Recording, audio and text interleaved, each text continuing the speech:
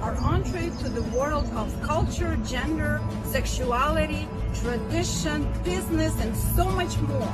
Hi, I'm Regina Gershman. And I'm Dr. Sam Dubé. Together, we're going to take you on an extraordinary journey with engaging people from around the world, starting from right here in Ottawa, the capital of Canada. Hi, Dr. Sam Dubé here, and it is my pleasure and honor to be interviewing Anni today from New York. Anni has told me she self-identifies as a cisgendered female with fluid sexuality. So Anni, welcome and thank you for agreeing to speak with us today. Thank you for inviting me. How's the temperature over there? We're almost 40 Celsius right now with Humidex. So if you see me glowing a bit, I apologize. Well, you look all right. It's pretty hot in New York, but I've turned off the air conditioning so that way it doesn't interfere. Okay, well, I've got this fan blowing at me, so I'm going to be like the model with the hair blowing at this point. You mentioned to me that you've dated all kinds of individuals. So can you tell us a little bit about your background and seek into some of these experiences?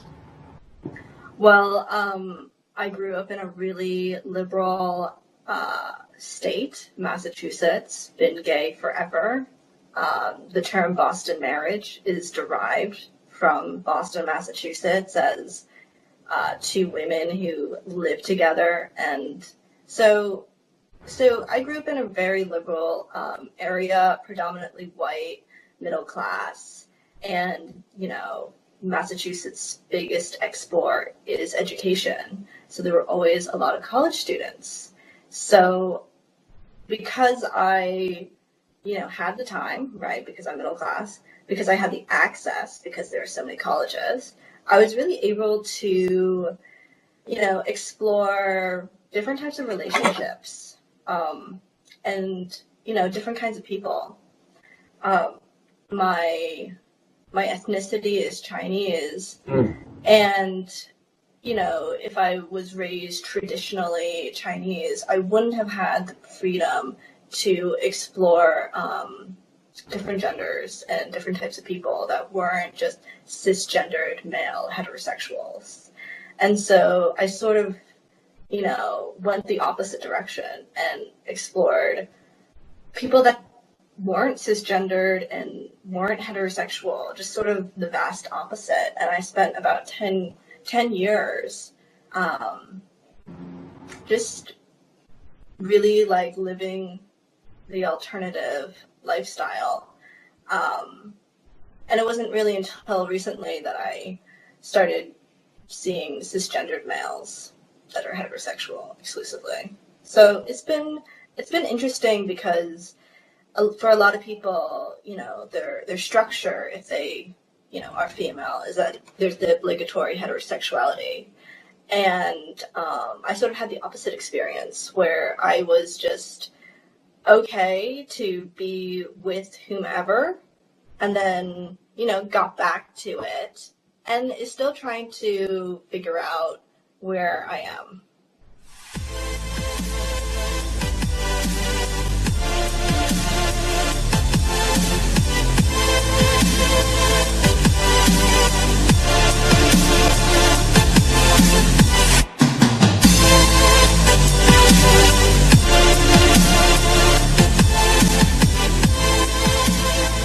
Questions for you. You mentioned your relatively liberal upbringing, yet being of Chinese descent. My mother is from China, and I didn't realize the upbringing until I got older, comparing myself and my behavior to my friends, you know what I mean, who were not raised Chinese. So a lot of little cultural things I didn't realize that I still eat with chopsticks every day. That's a very mundane example, but I just thought everybody did, until I was about 12. So that's how that manifested for me, but also in my mother's outlook and philosophy. It was hard to pull her personality from the culture. What is what? You just can't, because you don't think of your mom as Chinese, right? But how did your parents' liberalism manifest during your youth and during your adolescence? Well, my parents aren't Chinese. Ah, okay, you were adopted, were you? Yes. So you're ethnically Chinese. Okay, that's interesting. All right. What challenges did that afford you growing up, if any? Or advantages? I mean, if you're a Chinese person, you're the model minority. And there were just so many people who have accused me of going to Columbia College or just being one of the many college students that were always around, which was really flattering, but I really wasn't that academically smart, and I actually work in the arts now. So you can see that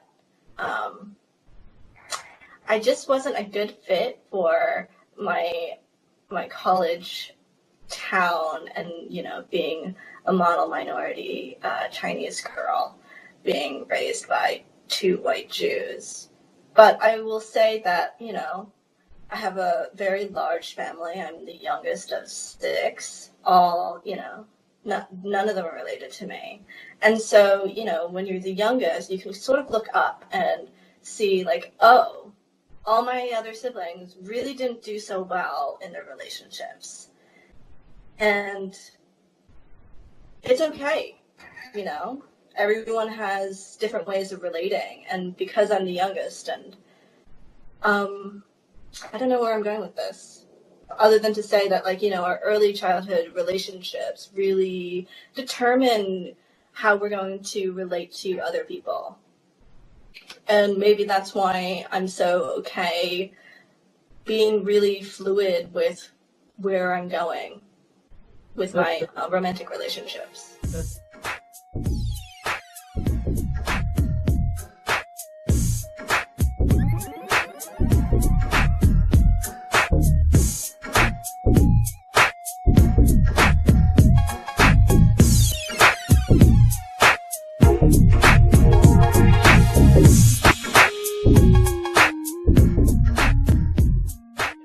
That's interesting. You seem to exemplify a very high level of insight, self-insight, and attributing your current tendencies in relationships to your background. And it's a very interesting background at that. And I love how you said, not exactly the model minority. That's cute. Can you talk to us about your very first relationships outside of your family, outside of your immediate family, romantic relationships?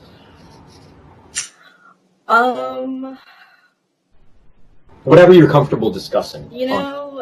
I just remember I was in grade school, right? I was in middle school, where you sort of dilly-dally a little bit with what the hell are you going to do with the rest of your life?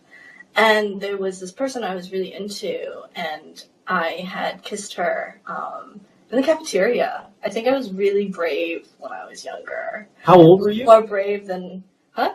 How old were you? I was 13. Okay. And my computer science teacher, he's this really old man, comes by and he's like, "What are you doing, Anni?" And I was like, "I just don't know."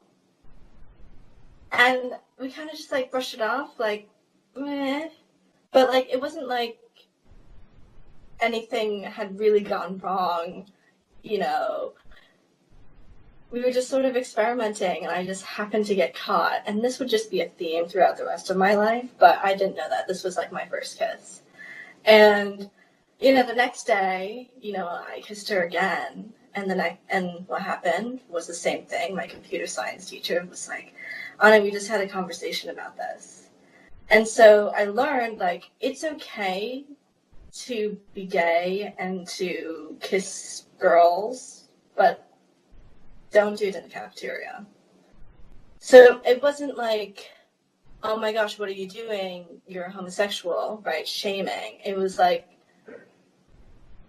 it's okay to sort of explore these things, but don't do it in public on school property. How did that make you feel, that experience from your teacher? His reaction? I think it was a really polite and very kind and generous experience. It was just this is not the right time or the right place. It was as positive as you could really make out 2 girls kissing when they're 13. That's the impression I'm getting from you in recalling this. That's the impression I'm feeling from you as you tell this story. So that's a good thing. So But tell it's kind of not, because it sort of, continued this positive affirmation of like, yeah, like, it's okay to kiss girls, just not in school. But of course, I continued kissing girls in school, right? I would just like time them. I would just tell them like, hey, how about noon in this bathroom? And this was like, from 13 throughout my entire high school career. And it just really didn't end at all, ever. Even when I went to college, which was like totally different. And so, like, in high school, I had, these teachers, also really gay too, and they just knew that I was gay. And they just like leave the back door open, of the room, and it led off to this like beautiful lawn, and it was Oh, spring, literally, gorgeous. like literally left the back Yeah, door. and they'd be like, okay, it's lunchtime, and they'd just be leaving the back open, and like all my classmates would just leave to have lunch. And then like I had a girlfriend, right, because I was older. I was like 16, 17, and we just have like lunch in the backyard. And like the teachers were totally, they knew what was up. They knew that I had like little dalliances and whatever, but it was like okay because it was me, right? Probably because I'm a mono minority. I seem really trustworthy. I'm very articulate. I wasn't really that smart, academically speaking, but I think that teachers can really get on board with, especially my gay teachers, can really get on board of being young and really struggling, and they sort of they sort of really like saw themselves in me. That's what I wanted to mention. So you mentioned it before I did. Okay. So were you mentored in a way by these teachers then? Do you feel that you were encouraged, or you were just given opportunity where maybe they didn't have it? I think the latter. We're talking about my teachers were about 40, 50, right? 40, 50 years ago, you really can't be gay at all. And, we have like tags on the back of our shirts. And in the 80s, those were called fag tags. Oh. So, just the acceptability of gay people in this generation is, as liberal and as accepting as it can be, compared to last generations. So my teachers really just sort of lived vicariously through me. And not only was I like encouraged, but I was given a really long leash, and they really were interested in my love life as well. Like, all my female teachers, my male teachers like didn't really care because they were male and heterosexual. Vicarious experience, I love it. But like, yeah, that was my high school and early young adulthood, and I think it really shaped me for positive way to perceive myself, not as villainous and shameful as so much of what we're told. Do you know any gay Asians? Because Yes, I do. I don't really know that many. Yeah, no, you're right. I don't know many at all in comparison with other ethnicities. You're absolutely right. I have to confirm that. Your observation is very astute, and there may be a few reasons for that.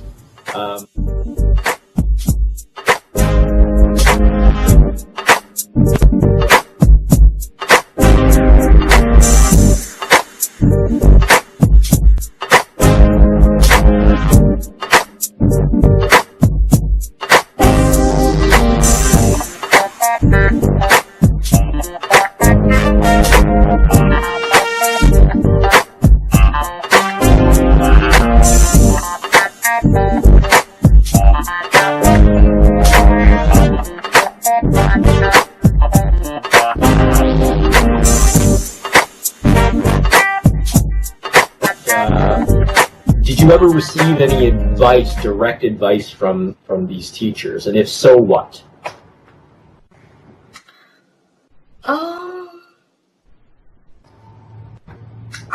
I don't think I received any advice. They were just sort of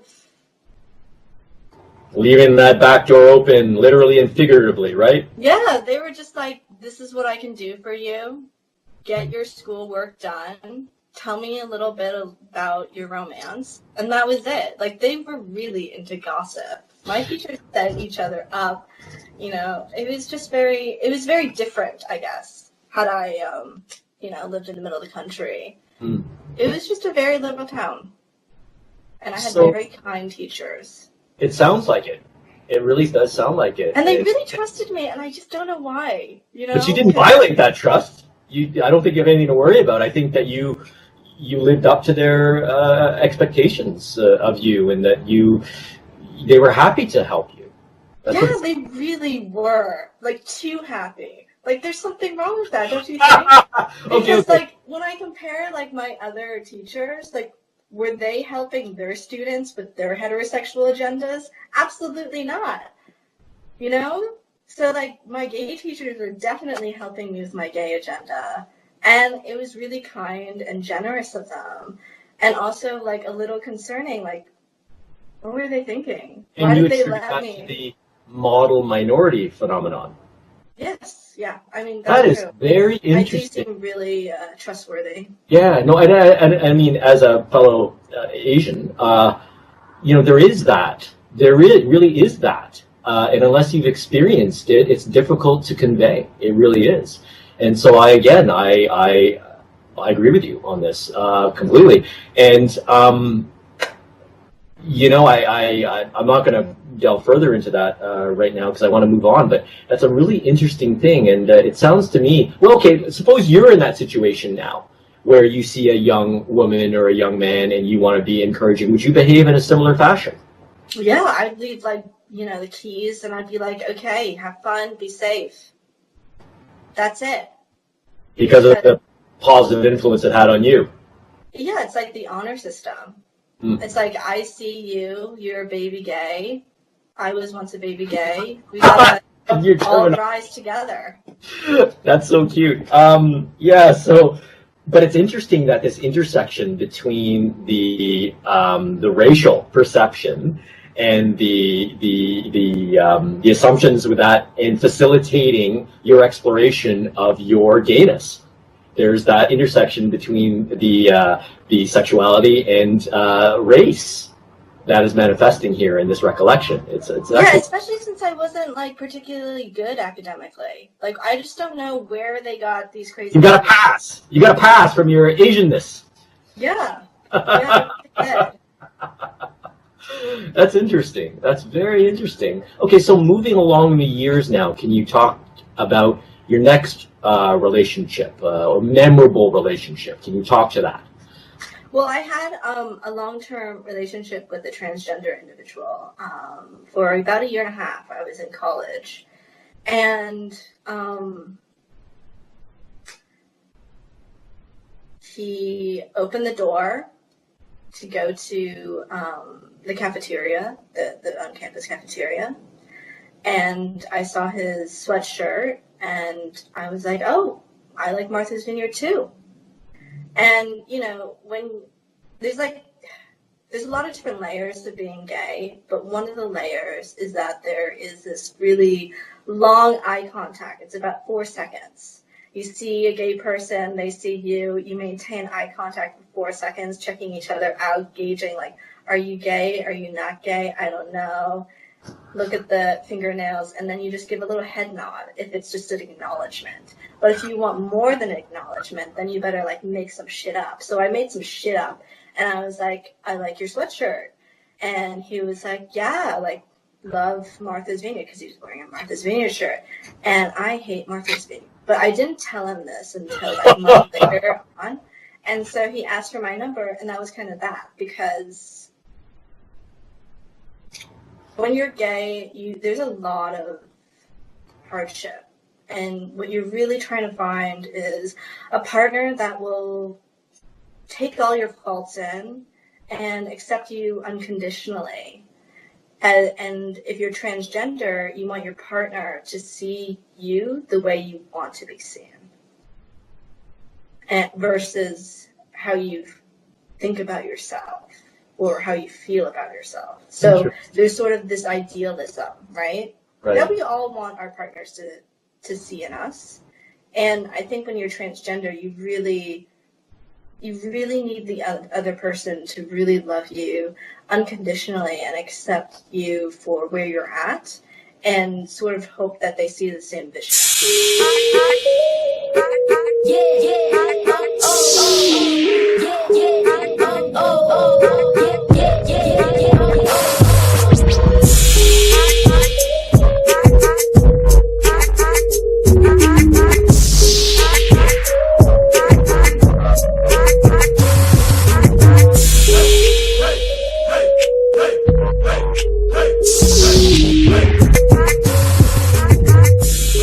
Really interesting distinction you made. As a transgender, you want your partner to see you in the way you want to be seen, but not necessarily the way you think of yourself.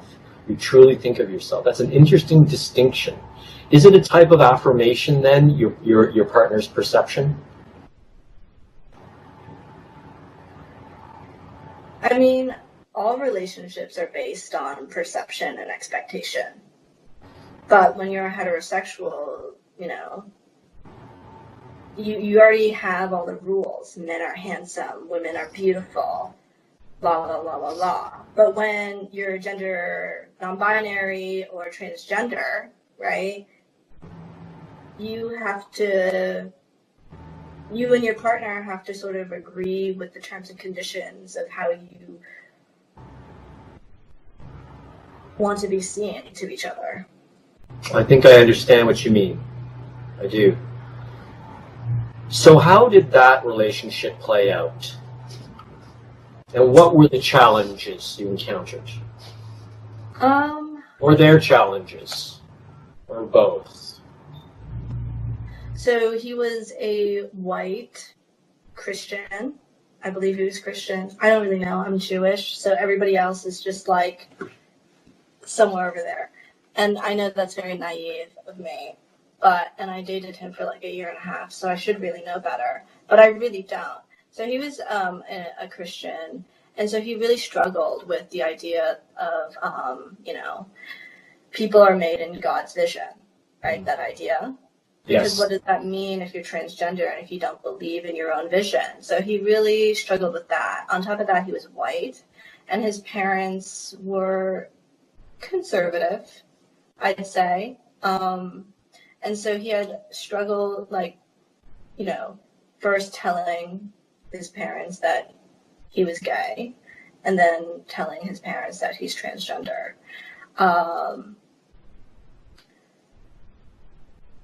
But eventually, I think they accepted him.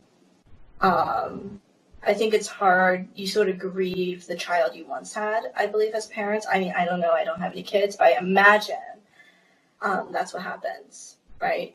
You think your child's this way, you think your child's like, you know, this little girl, and then the little girl has died, and a little boy has taken its place. So you really need to learn your kid again. So. We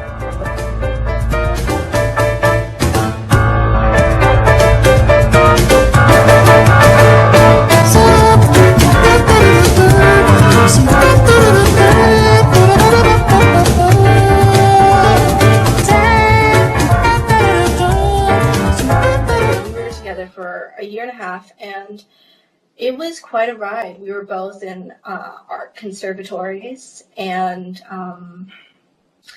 we broke up for a variety of different reasons.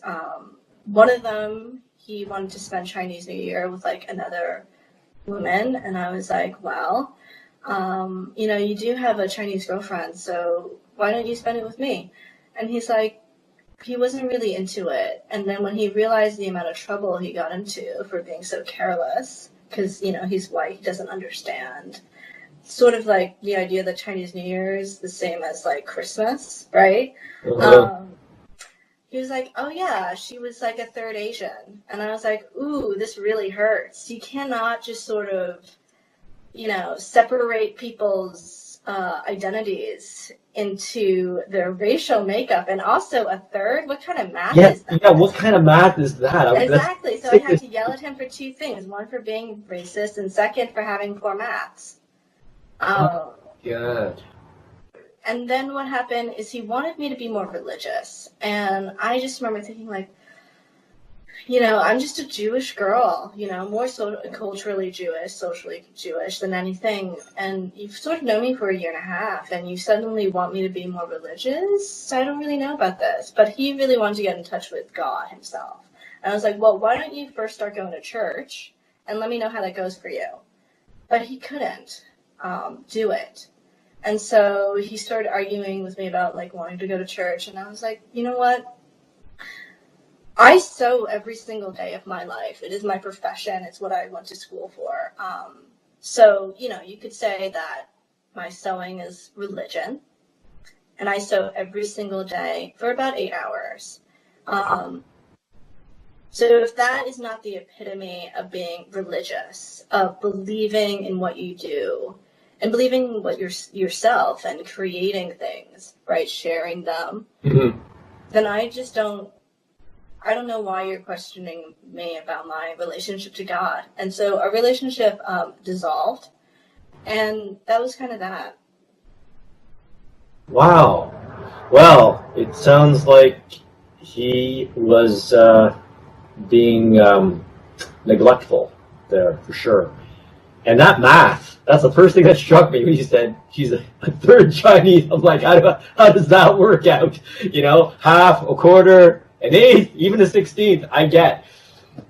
I think Brandon Lee was 3/8 Chinese, Bruce Lee's son. So, but that denominator doesn't fit very well. Jeez, I don't know. Maybe that's the Asian in us jumping to that, who knows. But,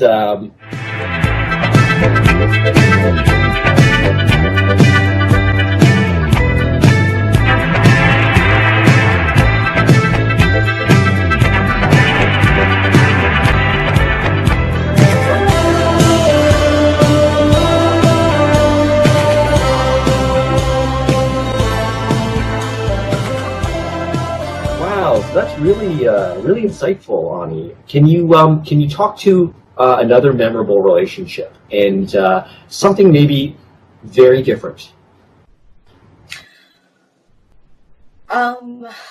Okay, so when I was a freshman in college, I started seeing this random girl from Tinder, as you do when you're a millennial. And she was a pretty horrible person. Oh.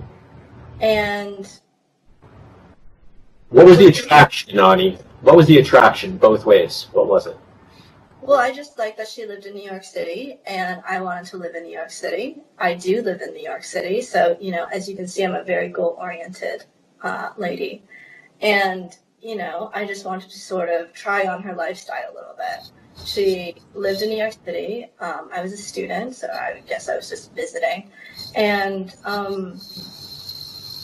I met her family, and we'd have, dinner on Sundays, and her family really seemed to like me, but she really wanted me to be a particular way, right? She wanted me to not eat that much. She wanted me to not call her at night, but then call her every single night. Or she wanted me to explore a relationship deeper. And whatever she wanted was always on her terms and always on her conditions. And because she lived in New York and at the time I was in Massachusetts, we had a falling out. And I remember emailing her and I said, I don't want to see you for a very long time. And you know what? It's been a very long time since I've seen her, and I think I will not see her for a very long time. But this idea that people only want you in a particular way, right? Both with my transgender boyfriend and with this woman, right? They feel entitled to you. And when you're a gay person, you might not feel like you're even entitled to yourself. because there's so many different ways that you can reframe who you are in society, right? You are someone's daughter or son or person, right? You're someone's sibling. You're a student, maybe not. Maybe you're just an employee of some place. Mm-hmm. And they all want something from you. And to a certain extent, you have to deliver on their terms. But I think that when it comes to gay youth, especially, and even, being gay as adults, we really need to learn how to live our life for ourselves instead of trying to cut ourselves up into different shapes to fit other people's mouths. And their different entitlements. Yeah.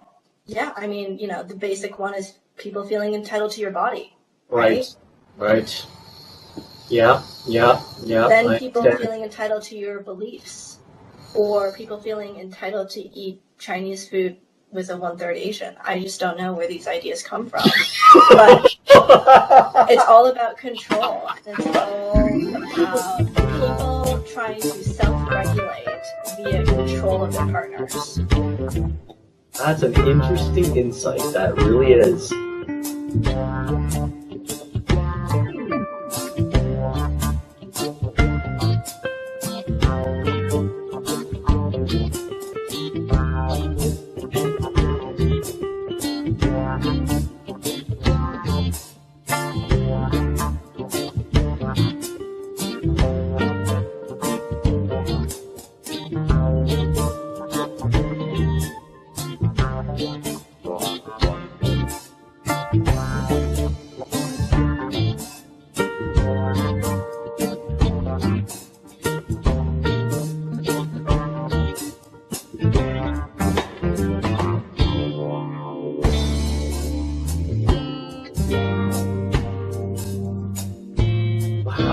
So you've had some diverse relationships and experiences and clearly learned a lot. So you've given us the gamut so far. This is great. The cultural, gendered, you're exploring your sexual fluidity at this point, right? So earlier when you were in high school, you told me you considered yourself gay. So when did that transition occur where you fit the designation of sexually fluid that you described to me at the beginning of the interview? Well, I always identified myself as not heterosexual, which you could, say that I'm gay, which is true sometimes. Maybe I don't really know. It depends on your quantity of gay. I forgot the second. Is it a third gay, or? Yeah, sorry, a third. I couldn't put it there. Yeah.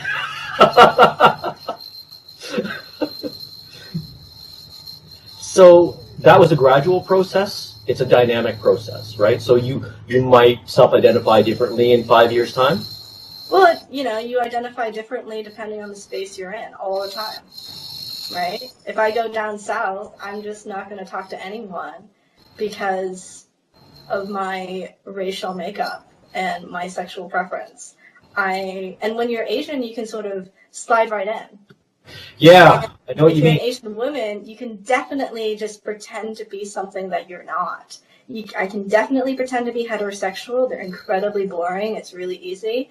I can definitely pretend to be smarter than I am because I've got, model minority on my side. And I don't know, Anni. You sound pretty damn smart. That's very kind. But they're just different layers of identity, like and not everybody needs to know everything all at once about who you are.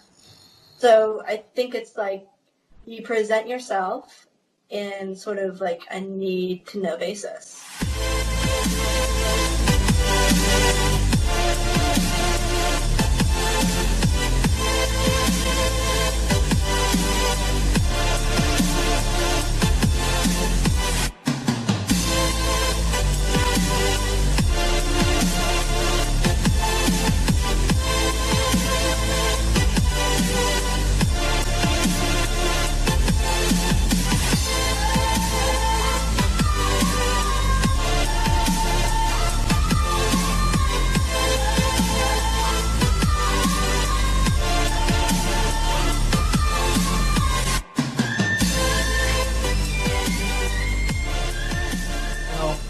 you don't need to answer, obviously, but what were some of the most painful, or a memory, a very painful memory that had to do with, a relationship of yours?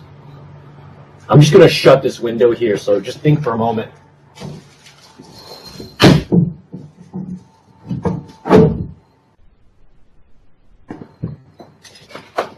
Sorry, construction started outside the apartment there. A couple of years ago, I spent the summer with my aunt, Edie, and she lived in Washington, D.C., and I was really excited because she has this in-ground pool. And she's always loved me best. She's not my real aunt. She's my mother's young adult friend. And she had cancer, brain cancer. And so I was really excited to spend the summer with her, with a pool, and just really get to know who she is. My mother had occasionally mentioned over the years that she had a relationship or relationships with women, and would just say it every now and then. And I just sort of, compartmentalize it. And, it wasn't, I had to really do some digging and research. And what I discovered was that my mother and my Aunt Edie, right, had a relationship together. So much so that they, had a little house together, and my mother had anticipated living and being with her for the rest of her life. And that How did you feel when you made that revelation? That revelation became cognizant. I was just why am I doing so much work? Why can't people just tell it to me straight? Why couldn't my mother just say, Anni, I loved Edie. We could have had a life together. And she couldn't. She had to give me little scraps here and there. And my Aunt Edie and I spent the summer with her, and she's someone who I knew all my life, also dropped me a scrap. So I'm uncovering this story from both sides, from whatever my mother tells me, from whatever my aunt tells me, and I'm really trying to put the pieces together. And one day all clicks together. It's oh my God, my mother was heartbroken over Edie leaving her for another woman. And then she goes to Washington, D.C. and, has other relationships and blah, blah, blah, blah, blah, and never returns to my mother. And, I have a lot of empathy for my mother because I'm oh, that must be so devastating. Someone who you thought that you would spend your life with. And, since I'm adopted, I'm oh my God, they could have done the cliche, adopt a Asian person. Oh, jeez. As lesbians. And, I'm just thinking God, I am that daughter that my aunt and my mother never had. And here I am being sent off to my other mother for the summer, right? Isn't that interesting? Isn't that interesting how that worked out? Wow. So please continue the story. And so because my Aunt Edie had, brain cancer, she, your frontal lobe, which controls your, controls you essentially. Yeah.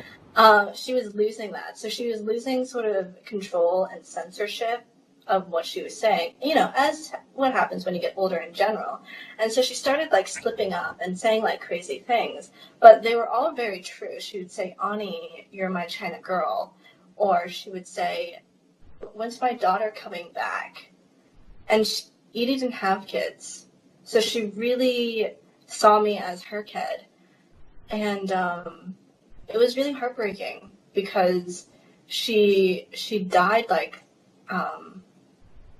she died 6 months later. Oh, sorry. And it felt here I am, I'm holding a love story secret, essentially.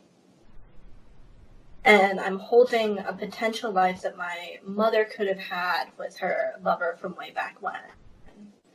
And my mother had the relationship with Edie in the 60s. And I'm just thinking, why wasn't my mother brave enough to be Edie, I love you. What the fuck are you doing?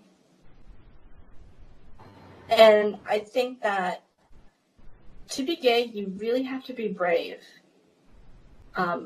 You have to be brave about being honest about who you are ultimately and what you want, and not try to accommodate yourself to other people. Wow.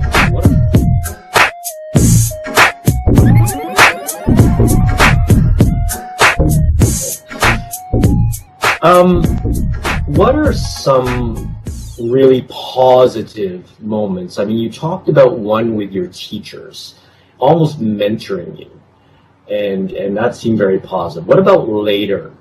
Do you have any overtly positive memories you'd like to share with our audience?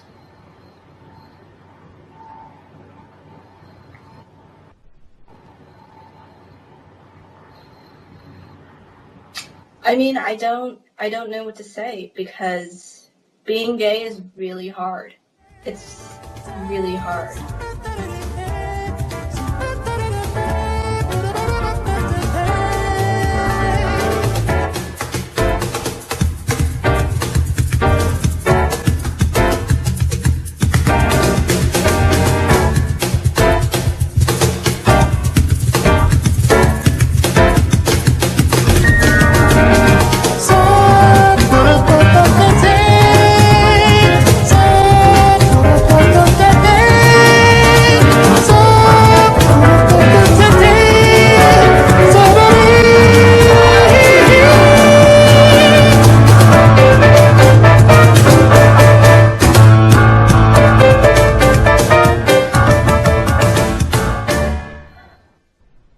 The things I really remember about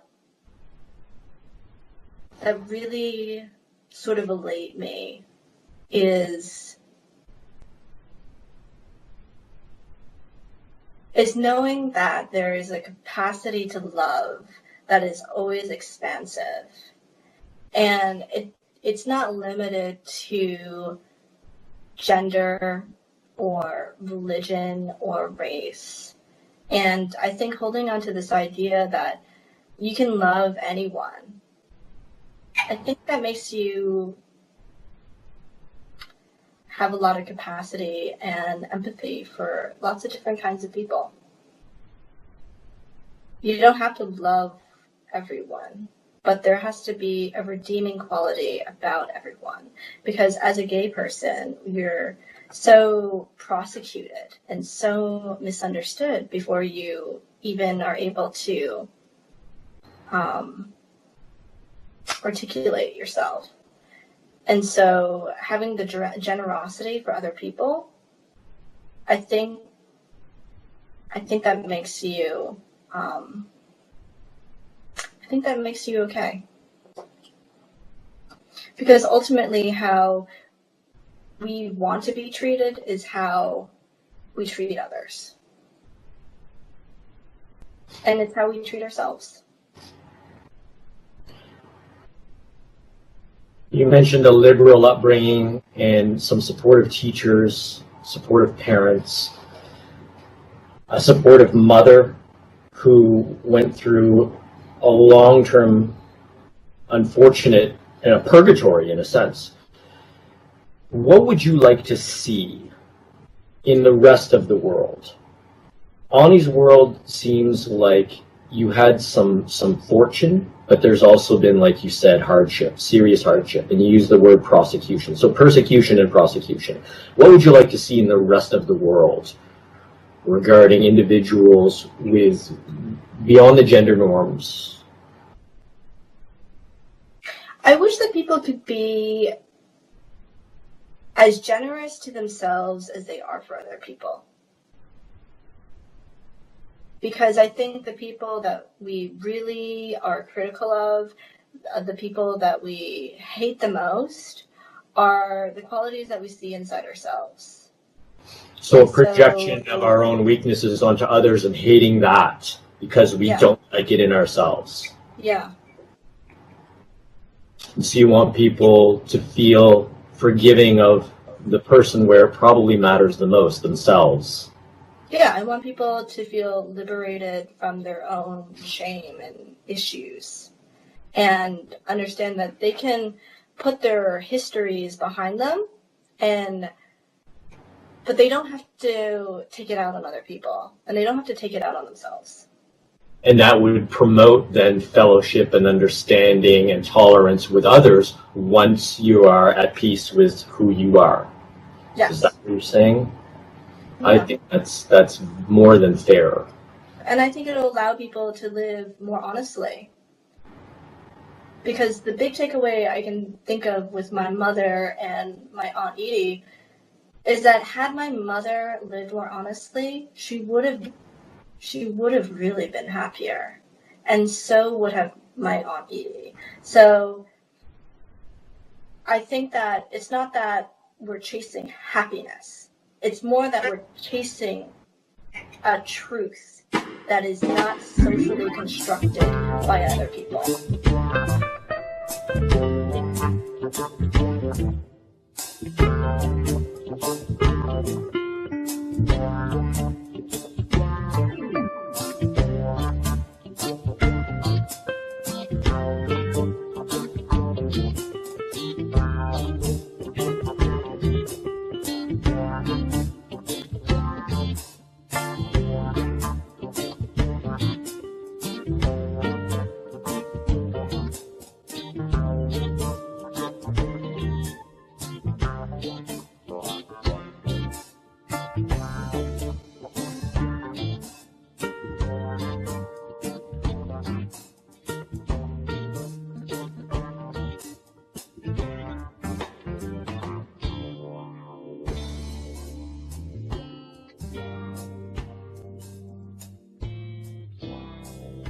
To say today on this video podcast?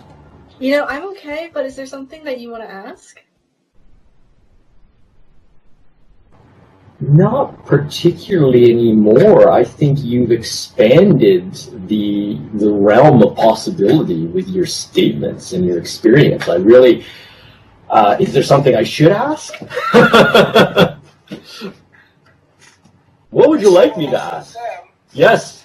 so did Anni, so I didn't catch 100%, did Anni mention what advice she would... I would like to know that, and I do have that question, but I would like to know, and I think we've touched on this already, what advice then would you give that little girl, or that, and I alluded to this earlier in the interview, that little Anni, perhaps, encountering her or him or them now? Yeah, and also, Sam, people in today's environment who are cisgender, what advice that she would provide those people who are seeking positive relationships and experiences and stuff like that. You know? So yeah, and so my producer is wanting to be more specific about advice that she would have for other cisgendered but sexually fluid individuals. And I think we did mention that earlier, but I'd like you to expound on that if you can, now that you have a platform here, Anni. I think it's very important that we see... I'm trying to figure out how to phrase this. So with the idea of you're made in God's image, right? That whole idea is like there is a quality inside of you that is godlike. So I'm not Christian, so I don't really know that. I mean, I read a couple chapters of the Bible. It was very interesting. If you're a cisgendered person, or if you're just a person in general, you have to find a godly quality in them, because everybody has it. So in order to come to a deep understanding of humanity and how we're able to relate to others, categorizing people as other is not helpful to building bridges and having conversations and having relationships that we didn't think that we could have. So trying to find a redeeming quality or a kindness or something in which you can really understand, that will create tolerance and maybe friendship. So seek the divinity in everyone.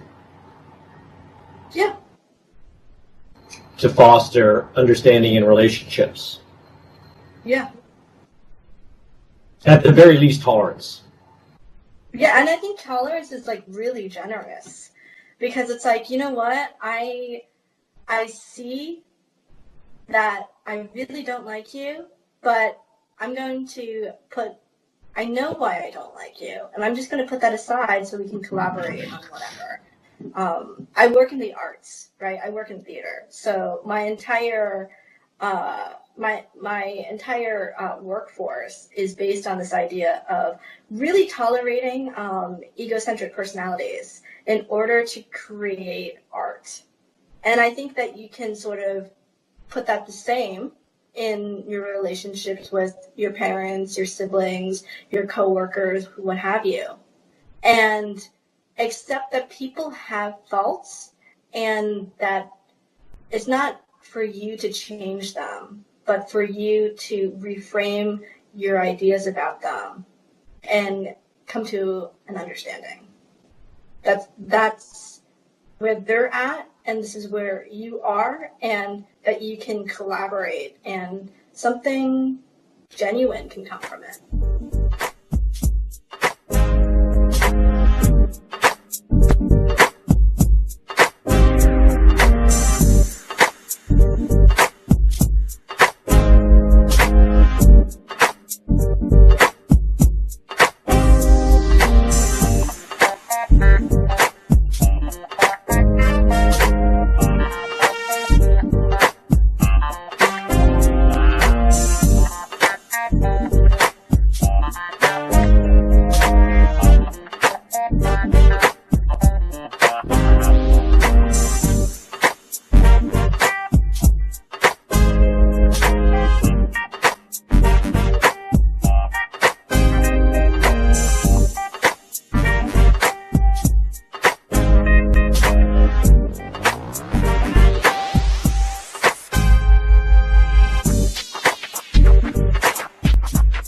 Anni, I have this urge to want to check in with you, like in a year or 2 or 5 and 10 and 20, and see, the evolution of your ideas and self-perception and insights. Any explicit complications being of Asian descent, Chinese descent, combined with your sexual orientation, the concept of the model minority, and being adopted and not feeling like you actually fit that mold. And I understand that. And I've gone through something similar where in some respects I fit the mold, but I don't necessarily look Asian, especially to other Asians. I'm never taken as Asian.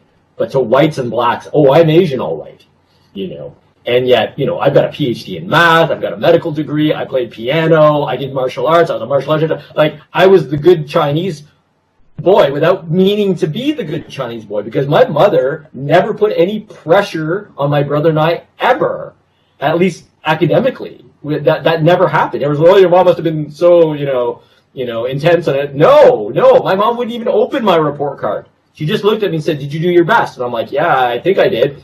Good, we'll just leave it here for your father to look at later. And I was like, okay.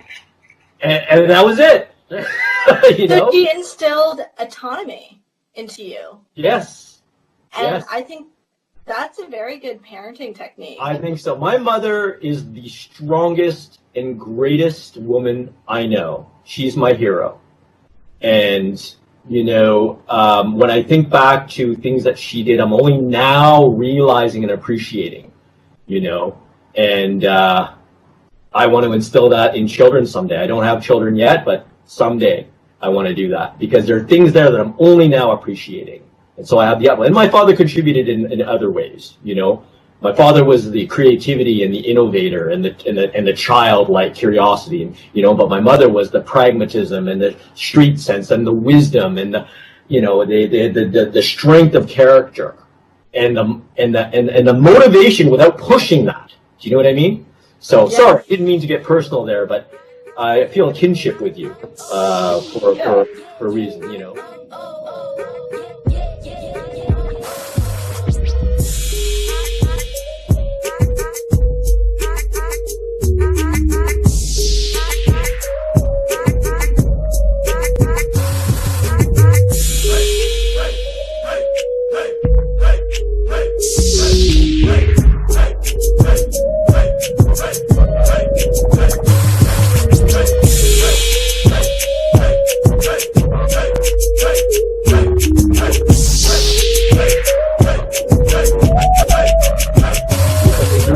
you'd like to add there, Anni, about being of Chinese descent, being adopted by a Jewish family, liberal Jewish family. I mean, this is a very interesting, fascinating background, and yet it's so moving too, the way you talk about it, and so insightful. With a mother who had this relationship with a woman that was, she self-denied, and yet projected that onto you. And then the idea of having these two mothers seeing you as their daughter, and what could have been, and how that nevertheless manifested in your life, and you found yourself there. I really am the little Asian adopted girl of these two women, gender fluid or gay or bisexual women. And forgive me if there's another designation for them or self-perception for them, but you know, it's you've thought a lot about this, you know, and I don't care what your ethnic background, your educational background, you're clearly very well spoken and highly intelligent, if I may be so bold to say. And I think you sell yourself pretty short, and that maybe you do fit that model minority stereotype more than you think, just not in the way that you originally perceived. And I'd love to see some of your artwork someday, you know. And sewing 8 hours a day, I'm intrigued by what you created, and the analogy with religion and your passion for sewing. It's really, it was really very, very striking.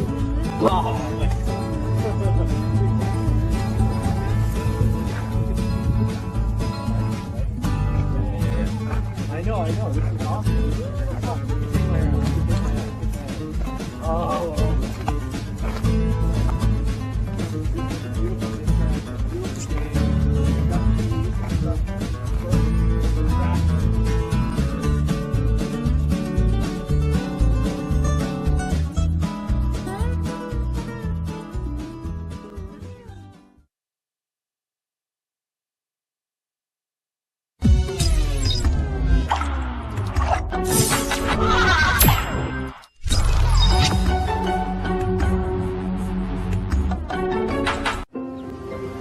Move over.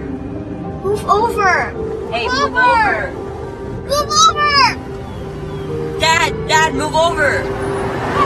Slow down and move over. Lives depend on it.